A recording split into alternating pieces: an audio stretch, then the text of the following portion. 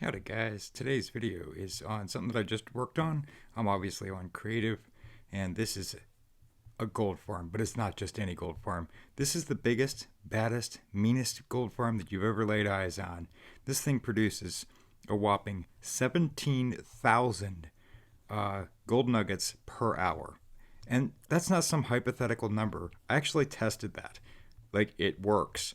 So let's go ahead and take a look at what's going on here, because it's basically just a big version of my other gold farms, but I was always told don't go over 4 portal frames because otherwise you're going to get the same amount of gold. Well, that's not true. I doubled and then some the amount of gold that I was getting, because this thing has 10 portal frames in it. Each one is max size 23 by 23, and this does come with some warnings. Okay, this farm is so fast, like, it will gladly sink your computer. Like, I don't know about what kind of computer you're running, but I'm just running on a tablet here, and the lag on this can be so drastic. If you don't get the XP picked up pretty quickly, like, bad things happen. So you're warned, if you're going to build something like this, watch out. The lag can be intense. We can actually kick it on here and take a look at just how many pig people things are coming down through it. Okay, here we go. It is fired up and on, and we have ignition on. Once in a while, it'll skip one, but most of the time, I want to say 95% of the time, we're getting perfect ignition on all the portals. We have 2 trident killers down here. Now, I tried this with the trident killers up higher, and it blew the farm up. Essentially, the lag got so bad I had to shut everything down. You have to drop them at least 20 blocks. So 20 is, I think, the magic number. That way they get injured, but they don't get actually killed by the fall. And once in a while, one will get killed because they'll pop out of the portal frame right above the fall pit. But, like, we're talking about, like, what, maybe 2-3% of the total piggy population that would take the fall damage and get killed. Either way, you're getting their stuff. And of course, you want to hold a looting 3 sword in your hand while the trident killers are going. We did test that, and we actually saw, yes, a significant increase in the amount of drops by holding the looting 3 sword. I mean, everybody said so, but I still had to go and test to prove it for myself because I don't believe anything. Also, while we're on the topic of pigs, baby pigs aren't despawning. And if you play on a world for a little while, off on the edges, you'll get lots of little baby pigs. And no other critters, just baby pigs. It's the weirdest thing. It's got to be a bug. Anyway, but back to the pig farm. So in 15 minutes, you will fill 1 double chest off of each of these trident killers. There's obviously 2 trident killers, which we need to just shut this down because at this point, all the items are just overflowing because I did not build a very large storage system. Yeah, and it's already starting to lag a little bit. Alright, so farm is off. Let's go shut off the trident killers as soon as those piggies get killed there. Or at least most of them. If there's a few left, that's fine. And like I said about the XP, you have to keep this picked up, because otherwise the XP orbs themselves are what's actually causing the lag. And you'll get a ton of XP out of this farm too. There may be a way to rearrange the trident killers so that the XP just flows to you, like in the dead center. I think Prowl had a pretty good video on that. I know Navy Nexus has one. Some version of a creeper farm where he's getting the XP by standing in the middle. I just haven't researched that. I don't mind running back and forth because I don't AFK. Alright, so let's take a look at this farm. So first off, we have a good old standby etho clock. This is a hopper pointing into a hopper clock. You got the comparator, the redstone dust coming out the back up to this block, and then pistons. They can be sticky pistons or regular pistons. It doesn't really matter. A redstone block. And then to shut the whole farm off, we just have a lever right there, which you could send a signal up. As long as you lock that piston up, or one of those 2 pistons up, or one of the hoppers up, you can shut the whole farm off. So a lever or a redstone torch tower, or however you'd like to shut it off. But the most important thing is we have a observer coming off this comparator right here. So when this comparator changes state, because of these 3 items that we have in here that wind up in the other hopper, that comparator changes state. This observer notices that and then sends out the pulse to these water buckets.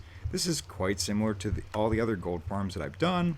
This is just a more cleaned up version where the redstone line comes down this nice, one level all the way down. Everything's clean.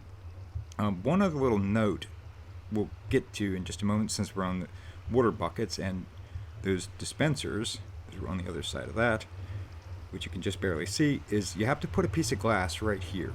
Or not necessarily glass, it could be any block really, because otherwise the water winds up getting down into this water trough and actually raising the level a little bit, and then it will wind up going like a kind of like a surge of water will wind up going down into your kill chamber, and that's a problem because then they're floating and it won't kill them as quickly, and then everything starts backing up. With 10 portals on this, if everything's not working pretty close to perfectly, the whole system's going to back up and lag you right out. So, like, we're pushing the limits of what we can do here. Okay, so the other redstone line that's coming off just off the back of this hopper clock is this guy here. Goes to a repeater, just a standard repeater, not any delay, and then up and through. And then we have this dropper torch tower.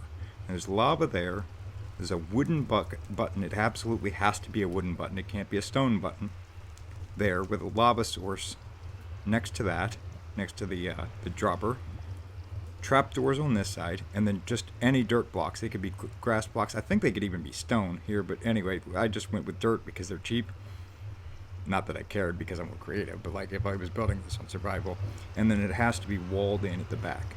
So the portals themselves are 3 blocks apart. Very important that you build it that way. Don't build it like I did one time and everything was 2 blocks apart, and then I went, uh-oh, now what do I do? So 3 blocks apart, and then we have a double water trough here. It's essentially 2 farms that are just built next to each other, but all tied together via the same redstone. And since we were on the redstone line, yep. So this is the redstone line that sends a pulse to these dropper towers. What this does is it makes this lava block do a check for burnable items around it, and then it'll throw flames up onto here. So in that arrangement with the button, the trapdoor, the dropper, the redstone torch tower, it'll start doing this ignition system. So this way you don't need to use flint and steel to light these portals up. All right, so it's totally a really good way to go because it's so resource friendly, other than the fact that you have to like find a huge lava source, and there's also 1,000 obsidian here, but the lava buckets and all that stuff. But I mean, like, it's doable, really. I've done this on survival and it's doable. I didn't do a 10 bay, I did a 4 bay, but still it's within the realm of, you can definitely do it, especially with the piglin trades, because they'll trade for, or I don't know if they're piglins or hoglins, or I guess they're hoglins, right? The hoglin trade, they'll give you obsidian, so you can actually just build half of this, take your gold, go trade, get a bunch of obsidian, not have to go mine it, everybody's happy. All right, so the standard 8 block washer, wash into the center, and then we've got on one side it's 8 blocks, and the other side it's 14. So 8 block side, and then we go up 14. Oh, jeez. Well, that didn't work. I got sucked into the nether. Well, just give me a second. Okay, let's get out of here. Hi, guys. Okay, we're leaving now. Catch you later.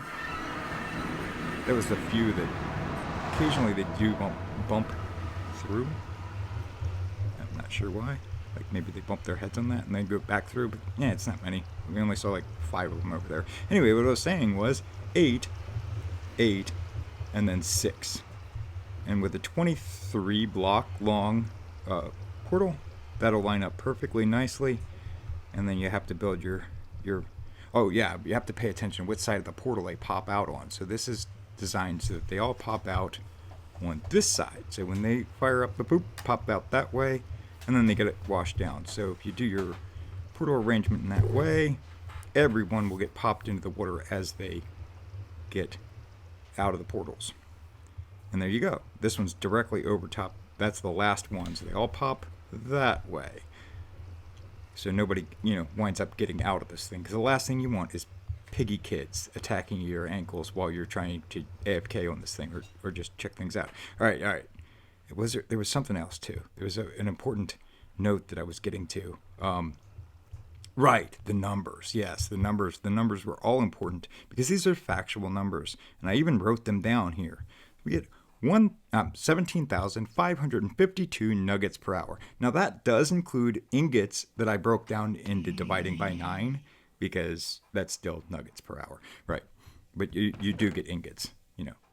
All right, and the other number is 13,312 rotten flesh per hour. Now that's out of the entire farm, right? That's not just one bay. And that equates to 8 double chests per hour. So in other words, you're going to need a big storage system on this.